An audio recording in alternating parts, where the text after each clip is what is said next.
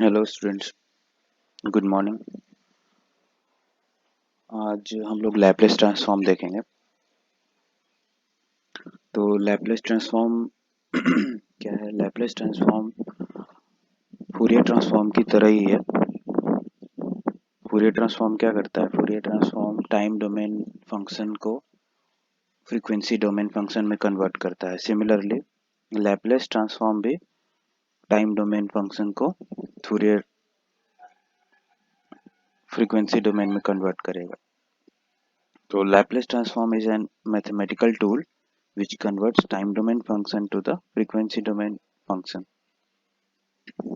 तो कोई फंक्शन है मेरे पास xt, तो उसको लैपलेस ट्रांसफॉर्म करेंगे, वो xs बन जाएगा।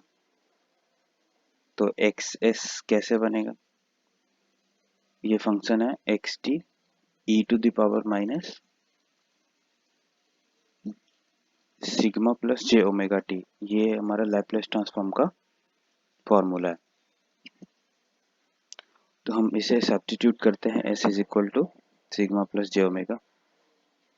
s को बोलते हैं कॉम्प्लेक्स वेरिएबल, s को बोलते हैं कॉम्प्लेक्स वेरिएबल।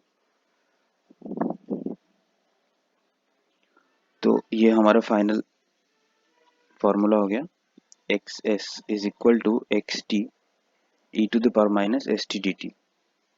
फूरियर ट्रांसफॉर्म में क्या हो रहा था? फूरियर ट्रांसफॉर्म में यहाँ पे था x T E to the power minus J omega T D t integration minus infinite to infinite. बस यहाँ पे हो गया ये e to the power minus J omega t वाला term e to the power minus S t हो गया। तो अब जो लैपलेस ट्रांसफॉर्म होगा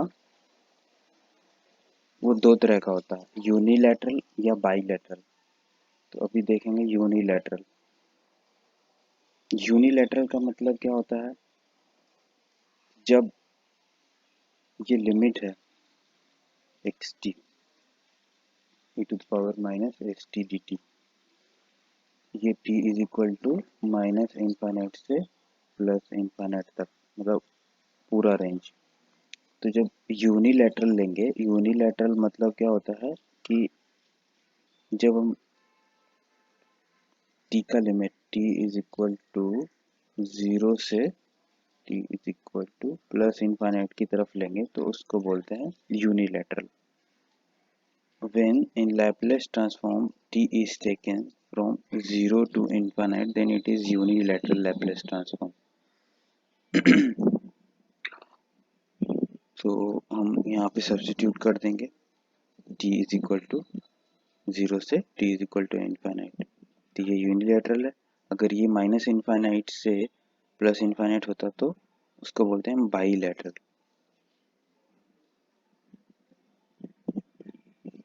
ये bilateral Laplace transform.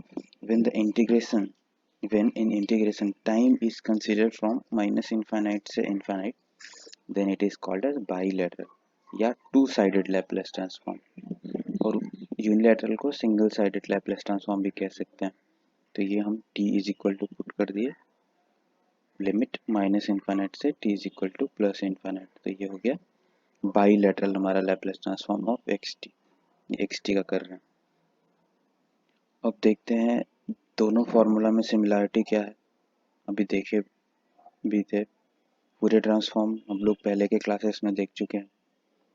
Fourier transform होता है x t to the power minus J omega T D t, t is equal to minus infinite से इनफाइनाइट। तो अब लैप्लेस ट्रांसफॉर्म है, लैप्लेस ट्रांसफॉर्म भी देख लिए, x S is equal to x T E to the power minus sigma plus J omega T D t. इसको हम s से रिप्लेस कर लेते हैं, तो e to the power minus S T D T हो जाता है। अब यहाँ पे हम ये देखना चाह रहे हैं कि ये फूरियर ट्रांसफॉर्म और लैप्लेस ट्रांसफॉर्म में डिफरेंस क्या है बेसिकली। तो डिफरेंस ये है कि लैप्लेस ट्रांसफॉर्म जो अपना है, लैप्लेस ट्रांसफॉर्म वो ब्रॉडर है। ब्रॉडर मतलब फूरियर से बड़ा है। फूरियर से बिगर है।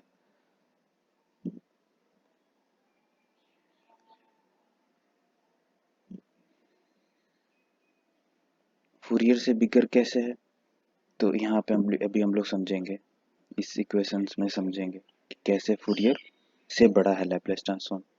अब ये सिग्मा प्लस जे ओमेगा टी है, उसको हम लोग डिस्ट्रीब्यूट कर दिए X T E to the power minus sigma T minus E to the power J omega T. तो हम कह सकते हैं कि अगर इन दोनों को एक साथ ले लिए, इन दोनों फंक्शन को, और इसका नाम दे दिए कोई जी टी, तो ये अब क्या हो गया, माइनस इनफाइनाइट से infinite G T E to the power minus J omega T. ये फिर से आ गया फूरियर सीरीज का, फूरियर ट्रांसफॉर्म का इक्वेशन, बट यहाँ पे एक्स टी है और ये जी टी है, और जी टी में सम चेंजेस है। तो अब इसको ये जो फंक्शन है, इसमें अगर हम sigma is equal to zero put कर दें, sigma is equal to zero put कर दें, सिग्मा जीरो पुट करने से ये वाला जो फंक्शन है वो वन हो जाएगा। तो X T into E to power minus J omega T D T बचा, जो कि हमारा Fourier transform of X T है। तो ऐसा कह सकते हैं कि किसी एक केस में सिग्मा जब जीरो कर रहे हैं तो लैप्लेस ट्रांसफॉर्म और फूरियर ट्रांसफॉर्म सेम हो जा रहा है। इसका मतलब क्या है कि लैप्लेस ट्रांसफॉर्म का एक केस फूरियर ट्रांसफॉर्म है, बस एक ही केस, तो ये बड़ा हुआ लैप्लेस ट्रांसफॉर्म। और वो केस क्या है, sigma is equal to zero, sigma zero put करेंगे तब वो फूरियर है, और नहीं तो फूरियर नहीं है। मतलब ये बिगर हुआ, ये स्मॉलर हुआ इस केस में, क्योंकि सिग्मा जीरो पुट करेंगे तब जाके फूरियर बनेगा, तो ये स्मॉलर हुआ। Laplace transform is same as Fourier transform when sigma is equal to zero, sigma zero रहेगा तो हमारा लैप्लेस ट्रांसफॉर्म और फूरियर ट्रांसफॉर्म सेम हो जाएगा। ये यहाँ पे ठीक है।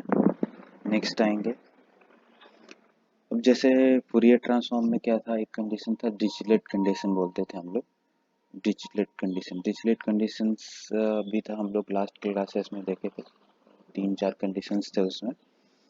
उसी तरह से यहाँ पे लैप्लेस के लिए कंडीशन है, उसको एग्जिस्टेंस के लिए, लैप्लेस ट्रांसफॉर्म कब एग्जिस्ट करेगा कब नहीं करेगा। तो ये लैप्लेस ट्रांसफॉर्म है अपना फॉर्मूला। तो इसमें जो ये फंक्शन है x T E to the power minus S T, ये इनफाइनाइट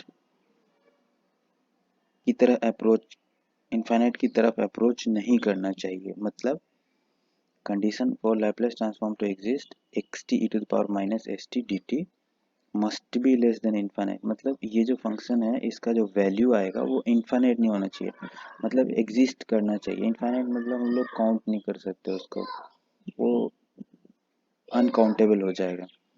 तो उसका जो मैग्नीट्यूड है वो इनफाइनाइट नहीं होना चाहिए, मतलब कम होना चाहिए, डिफिनिट होना चाहिए वैल्यू उसका डेफिनिट। तो इसको बोलते हैं कन्वर्जेंस, वो कन्वर्ज करेगा। कन्वर्जेंस मतलब क्या होता है, जैसे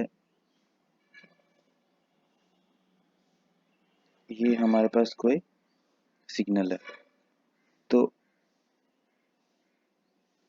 ये सिग्नल इन्फिनिटी की तरफ जा रहा है, तो अब हम इसका इंटीग्रेशन करेंगे तो इनफाइनाइट आएगा, तो ये हमारा नहीं है सिग्नल, ये इसमें लैप्लेस एग्जिस्ट नहीं करेगा, इसको बोलते हैं डाइवर्जेंट।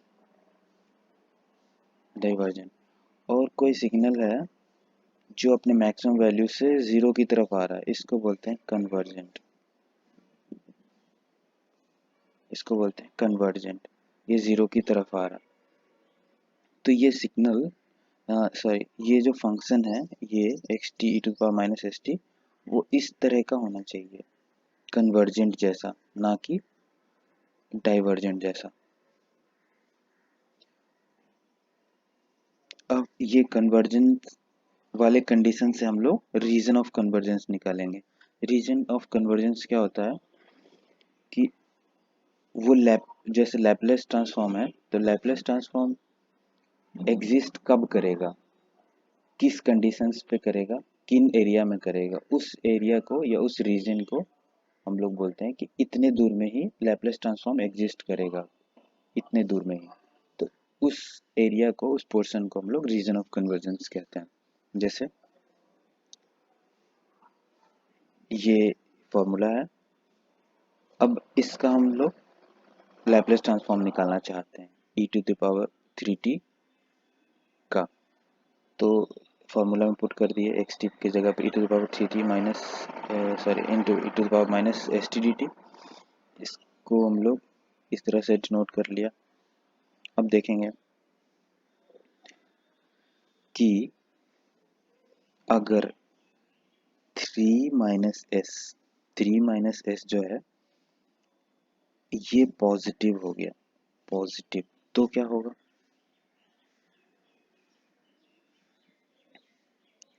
जब एक्सपोनेंशियल पॉजिटिव होता है तो इस तरह से बनता है, और जब एक्सपोनेंशियल नेगेटिव होता है तो इस तरह से बनता है।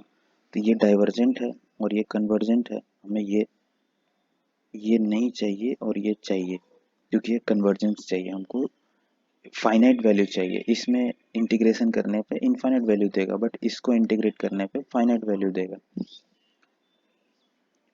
तो हमारे पास कंडीशन क्या है, अगर 3 - s ग्रेटर देन 0 है तो वो डाइवर्जेंट है, ये केस नहीं चाहिए। तो हमें क्या चाहिए, 3 - s लेस देन 0 होना चाहिए, तब जाके हमें ये वाला ग्राफ मिलेगा लेस देन पे। तो कंडीशन क्या हो गया, 3 - s less than 0, s-3 greater than 0, s greater than 0, ये हमारा रीजन ऑफ कन्वर्जेंस है। अब s ग्रेटर देन 0, इसी चीज को और तरीके से लिख सकते हैं, e⁻³ sigma plus j⍵t, 3 minus sigma minus j⍵t। ये अब ये तो ऑलरेडी नेगेटिव है, तो ये तो कन्वर्जेंट है ही। अब इसको कन्वर्जेंट होने के लिए क्या चाहिए, 3 माइनस सिग्मा लेस देन 0 होना चाहिए। लेस देन एक्सपोनेंशियल पे दो तरीके का होता है, एक्सपोनेंशियल दो तरीके का होता है, e⁻+80, e⁻−80। तो ये जो फॉर्मूला e⁻+80 का ग्राफ होता है वो इस तरीके का कहीं होता है, और -80 का इस तरीके का होता है। तो हम हमेशा चाहेंगे कि ये वाला फंक्शन नहीं हो, फंक्शन हमेशा मेरा ऐसा बने ताकि वो कन्वर्ज हो और हमें इंटीग्रेशन के बाद फाइनाइट वैल्यू दे। तो यहाँ भी हम चाह रहे हैं, ये तो ऑलरेडी नेगेटिव है ही, ये नेगेटिव हो जाए तो हमारा काम बन जाएगा, वो कन्वर्जेंट हो जाएगा। तो उसको नेगेटिव बनाने के लिए हम कंडीशन लिख लेंगे, 3 minus sigma must be less then 0, ये लेस देन 0 होगा तब जाके वो कन्वर्जेंट होगा। अगर पॉजिटिव होगा तो हमारा सुटेबल कंडीशन नहीं है। तो यहाँ से हम निकाल सकते हैं 3 minus sigma less than 0, sigma -3 greater than 0, sigma greater than 3। ये भी, ये दोनों ही, मतलब या तो ये लिख सकते हैं या ये लिख सकते हैं, दोनों में से कोई एक लिख सकते हैं रीजन ऑफ कन्वर्जेंस में। इसी एरिया में हमें इसका लैपलेस ट्रांसफॉर्म मिलेगा, अदरवाइज नहीं मिलेगा।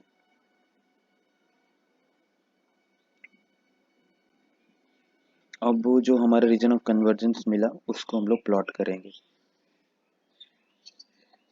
तो हमको रीजन ऑफ कन्वर्जेंस क्या मिला, sigma must be greater than 3। तो एस क्या है, अभी हम लोग देखे थे कि S is equal to sigma plus j⍵ था। ये कॉम्प्लेक्स नंबर है, कॉम्प्लेक्स नंबर, इस कॉम्प्लेक्स नंबर में ये रियल पार्ट है और ये इमेजिनरी पार्ट है। तो हम इसको एस प्लेन इसमें डिनोट किए, ये रहा सिग्मा हमारा रियल पार्ट इस तरह से, और ये रहा इमेजिनरी पार्ट जे ओमेगा वाला पार्ट। तो ये ओवरऑल जो प्लेन बना दोनों को सम, जैसे कोई पॉइंट लिया हम यहाँ पे, तो यहाँ सपोज ये 3 है, ये 2 है, तो इसको लिखेंगे क्या, 3 प्लस J2 लिखेंगे। तो ये हमें क्या मिलेगा, S मिलेगा, where sigma is equal to 3, omega is equal to 2। तो ये जो पूरा प्लेन है, ये जो पूरा प्लेन है, ये प्लेन है, इसको बोलते हैं एस प्लेन।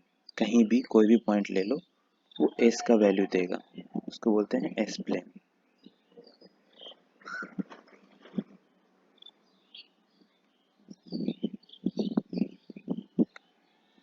तो जब ये कंडीशन मिला था सिग्मा ग्रेटर देन 3, सिग्मा कहाँ पे, ये है सिग्मा, ये वाला लाइन सिग्मा, सिग्मा 3 सपोज यहाँ पे, तो यहाँ पे लाइन बन जाएगा पूरा sigma is equal to sigma greater than 3 का। अब ये जो पोर्शन है, कहीं भी चले जाओ सिग्मा 3 से ज़्यादा ही मिलेगा, यहाँ ले लो सिग्मा 4। तो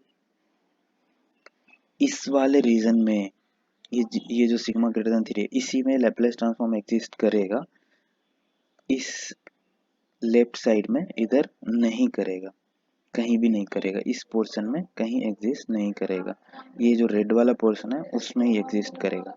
कोई भी पॉइंट एक उठा लो, जैसे सपोज यहाँ पे, तो ये वैल्यू क्या मिलेगा, सिग्मा प्लस जे ओमेगा कुछ वैल्यू मिलेगा। जैसे सिग्मा यहाँ सपोज ये 3 से ज़्यादा है, तो 5 प्लस J2। तो हमें कंडीशन क्या था, सिग्मा ग्रेटर देन 3, तो सिग्मा ग्रेटर देन 3 है कि नहीं है, इसका मतलब ये एग्जिस्ट करेगा, इसका वैल्यू है 5 प्लस J2, तो इस वैल्यू पे लैप्लेस ट्रांसफॉर्म एग्जिस्ट करेगा। तो लैप्लेस ट्रांसफॉर्म किस रीजन में करेगा, किस रीजन में नहीं करेगा, उसी को डिफाइन करता है रीजन ऑफ कन्वर्जेंस। मतलब रीजन ऑफ कन्वर्जेंस हम लोग किसी भी फंक्शन के लिए दे रहे हैं, तो उस रीजन में, ये हमारा रीजन ऑफ कन्वर्जेंस है, इस रीजन में लैप्लेस एग्जिस्ट करेगा। ठीक है,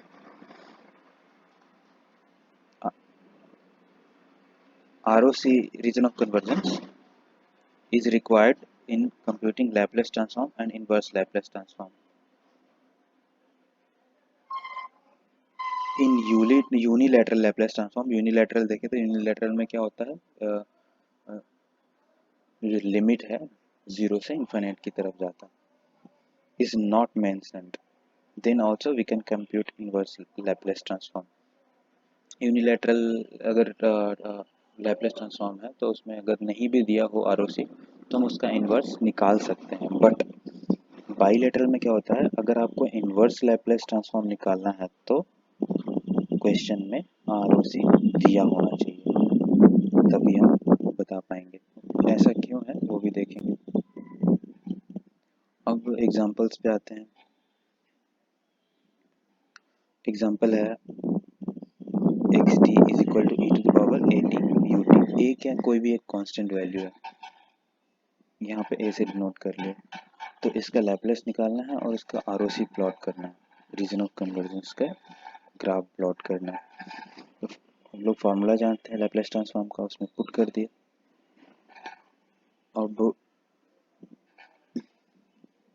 देखो ये यूनिलैटरल है कि बाईलैटरल है, तो जब भी यूटी दे दिया, यूटी फंक्शन कैसे एग्जिस्ट करता है, यूटी फंक्शन है, यूटी इस तरह से एग्जिस्ट करता है, ये 0 इधर इनफाइनाइट की तरफ चला गया और ये वैल्यू होता है 1। तो ये 0 से पहले एग्जिस्ट नहीं कर रहा है, ये एग्जिस्ट कर रहा है 0 के बाद। तो अब हम इसको मल्टीप्लाई कर दिया इससे, e⁻80 से, तो ये ऑटोमेटिकली यूनिलैटरल हो गया। लिमिट इधर तो कुछ एग्जिस्ट ही नहीं कर रहा, इसके लेफ्ट साइड में कुछ एग्जिस्ट नहीं, 0 एग्जिस्ट कर रहा, तो लिमिट हमारा t is equal to 0 to infinite, तो ऑटोमेटिकली ये t is equal to 0 to infinite हो गया और ut गायब हो गया, क्योंकि वो तो 1 है, तो मल्टीप्लाई होके e⁻80 हो गया। तो ये हमारा यूनिलैटरल ट्रांसफॉर्म है। अब इसको सिंप्लीफाई करके e⁻−s−80 लिख दिया, इसका इंटीग्रेट कर दिए, इंटीग्रेशन इसको वैल्यू पुट किए 1/s माइनस ए आ गया। इसमें किसी को डाउट नहीं होना चाहिए, सिंपल मैथमेटिक्स है। अब उसका रीजन ऑफ कन्वर्जेंस कैसे निकालेंगे? तो देखो,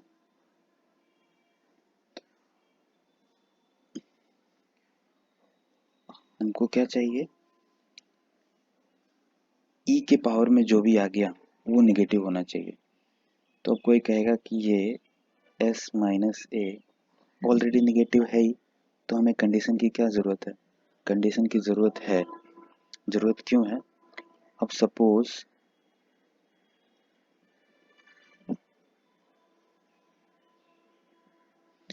s माइनस ए जो वैल्यू है वो नेगेटिव हो गया, s माइनस ए नेगेटिव हो गया, तो क्या होगा, ये नेगेटिव और ये नेगेटिव पॉजिटिव हो जाएगा, तो ओवरऑल हमारा पॉजिटिव आने लगेगा, जो कि नहीं चाहिए, हमें हमेशा नेगेटिव चाहिए। तो हम क्या करेंगे, s माइनस ए ग्रेटर देन ज़ीरो ऑलवेज लेंगे, सो दैट कि ये पॉजिटिव, ये फंक्शन पॉजिटिव और ये बाहर से नेगेटिव मिलता रहे, तो ओवरऑल ये हमारा नेगेटिव ऑलवेज मिले, जिससे कि कन्वर्ज हो इनफाइनाइट से, मतलब इनफाइनाइट से नहीं, क्या बोलते हैं उसको, डिफिनिट वैल्यू हमें इंटीग्रेशन पे मिले। तो यहाँ से अभी हम लोग कंडीशन क्या निकाले, s minus A must be greater than zero, या s माइनस ए पॉजिटिव होना चाहिए। तो s माइनस ए ग्रेटर देन जीरो, इससे s ग्रेटर देन जीरो आ गया। या दूसरा तरीका पहले भी किए थे, इसको अलग अलग कर लिए, e to the power T e to the power minus sigma T minus J omega T. अब ये फंक्शन तो ऑलरेडी नेगेटिव है, तो इसके लिए हमें कोई टेंशन नहीं है। इसको नेगेटिव बनाना है तो a minus sigma less than zero negative होना चाहिए। तो a लेस देन सिग्मा या सिग्मा लेस देन ए, सॉरी सिग्मा ग्रेटर देन ए। या तो ये लिख सकते हैं या ये लिख सकते हैं, कोई भी एक लिख सकते हैं रीजन ऑफ कन्वर्जेंस के लिए। तो it means that sigma less than s for s less than a Laplace transform cannot be evaluated। वही बात कि रीजन ऑफ कन्वर्जेंस मतलब s ग्रेटर देन a के लिए एग्जिस्ट करेगा और s लेस देन a के लिए एग्जिस्ट नहीं करेगा लैप्लास ट्रांसफॉर्म। तो रीजन ऑफ कन्वर्जेंस कैसे बनाएंगे, ये हमारा सिग्मा, ये जे ओमेगा, लाइन ड्रॉ करेंगे सिग्मा का, ये सिग्मा का वैल्यू है, सिग्मा a, सपोज ये a है, तो इससे आगे के लिए एग्जिस्ट करेगा, लेफ्ट साइड के लिए एग्जिस्ट नहीं करेगा। ये रीजन ऑफ कन्वर्जेंस है, बहुत इंपॉर्टेंट है region of convergence during inverse Laplace transform.